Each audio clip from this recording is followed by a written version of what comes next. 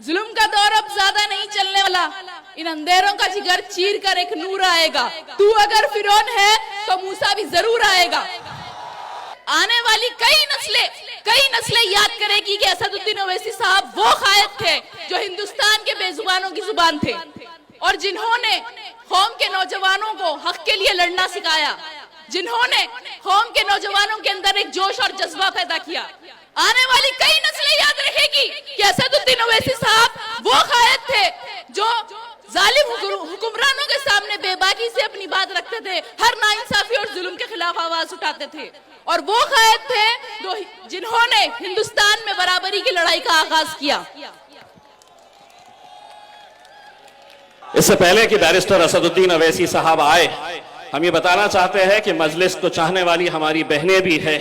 उनमें से एक बहन को मैं दावत देता हूं, आप 2 मिनट के लिए उन्हें भी सुनिए और उनका भी इस्तकबाल जोरदार तालियों से करिए। उसके बाद इंशाअल्लाह बैरिस्टर असदुद्दीन ओवैसी।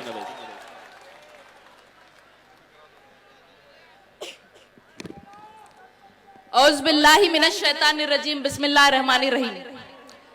जनाब बैरिस्टर असदुद्दीन ओवैसी साहब, स्टेज पे मौजूदा लोग, यहाँ मौजूद नौजवान बुजुर्ग, मेरी माँ और बहनों, अस्सलाम वालेकुम वरहमतुल्लाहि व बरकातुहू।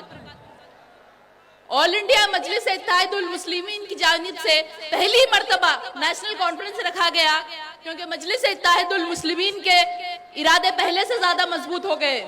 अब हमें मजलिस का परचम हिंदुस्तान के कोने कोने में लहराना है और अपने जज्बे को ताजा करके बराबरी और हिस्सेदारी की लड़ाई को जारी रखना है।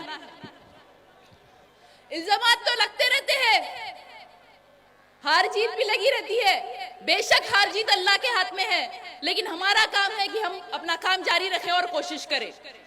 और अल्लाह भी उस कौम की मदद नहीं करता जो खुद ना चाहे अपने हालात बदलना। अगर हरकत करेंगे तो बरकत मिलेगी,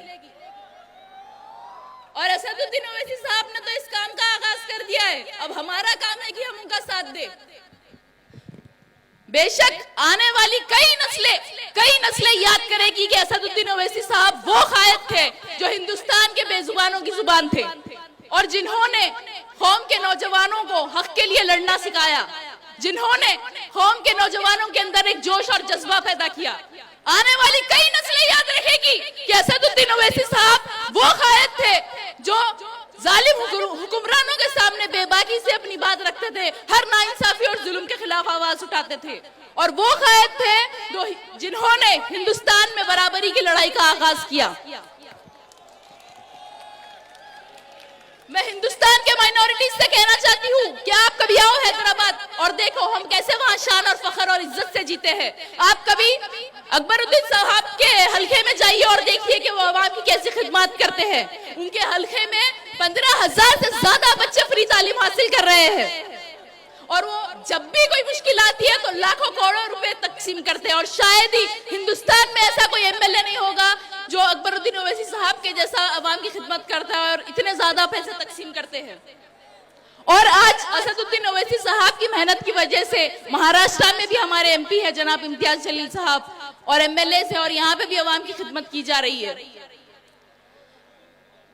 हिंदुस्तान की तारीख में आज तक मुसलमानों के वोट का सिर्फ इस्तेमाल किया गया है, सिर्फ इस्तेमाल, और हिंदुस्तान के मुसलमान शान और फख्र और इज्जत से सर उठाकर जब जिएंगे जब हम खुद लीडर बनेंगे। जुल्म का दौर अब ज्यादा नहीं चलने वाला, इन अंधेरों का जिगर चीर कर एक नूर आएगा। तू अगर फिरौन है तो मूसा भी जरूर आएगा। शुक्रिया, अस्सलाम वालेकुम।